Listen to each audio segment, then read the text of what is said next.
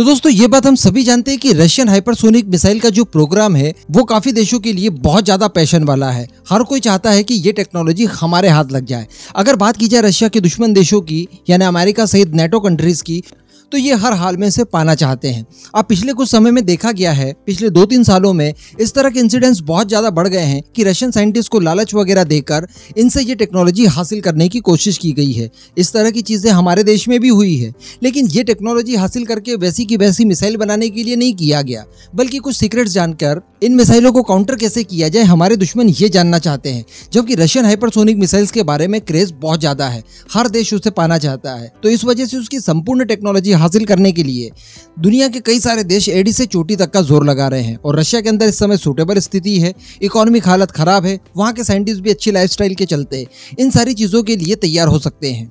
तो पिछले 1-2 सालों में इस तरह के जो केसेस नए आए हैं जहां पर रशियन साइंटिस्ट को अरेस्ट वगैरह किया गया है, तो इसके पीछे माना जा रहा था कि फ्रांस और दूसरी नेटो कंट्रीज का हाथ है। यानी ये देश रशियन साइंटिस्ट को लालच वगैरह देकर मिसाइलों की टेक्नोलॉजी वगैरह हासिल करना चाहते हैं। और आज से 1-1.5 साल पहले जब इस तरह की खबरें फ्लोट हुई थी, उस समय इनमें वास्तविकता भी लग रही थी, क्योंकि फ्रांस हो या बाकी के नेटो कंट्रीज हो, ये रशिया के ट्रेडिशनल दुश्मन है और रशिया द्वारा बनाई गई हाइपरसोनिक मिसाइल से सबसे ज्यादा खतरा इन्हीं को है। अब ऐसे ही कुछ देखने के लिए मिला पिछले साल 2 रशियन साइंटिस्ट को हाइपरसोनिक मिसाइल्स की टेक्नोलॉजी को पैसे के बदले देने के चक्कर में अरेस्ट किया गया। अब इन 2 साइंटिस्ट में से भी एक साइंटिस्ट कुछ ज्यादा ही वरिष्ठ हैं और वो रशिया की लीडिंग रिसर्च इंस्टीट्यूट में काम करते थे और यही रिसर्च इंस्टीट्यूट रशिया के हाइपरसोनिक मिसाइल प्रोग्राम को आगे बढ़ा रहे थे।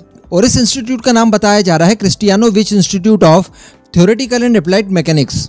तो अब जिस साइंटिस्ट को लास्ट ईयर गिरफ्तार किया गया था, उसके बाद इनसे पूछताछ की गई और बाकी की भी इन्वेस्टिगेशन की गई।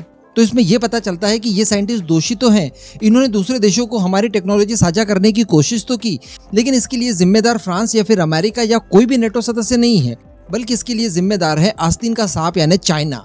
जी हाँ, बताया जा रहा है कि ये साइंटिस्ट जिन्हें अरेस्ट किया गया है, ये कुछ समय पहले बीजिंग की यात्रा पर भी गए थे और इन्हीं सब आरोपों के चलते इस साइंटिस्ट के ऊपर अब राजद्रोह का केस चलाया जा रहा है। अब चाइना की स्थिति हम सब जानते हैं, रिवर्स इंजीनियरिंग करने में मास्टर है और रशिया के कई सारे हथियारों को पहले भी इस तरह से वो टेक्नोलॉजी हासिल करके डेवलप कर चुका है अपने नाम से।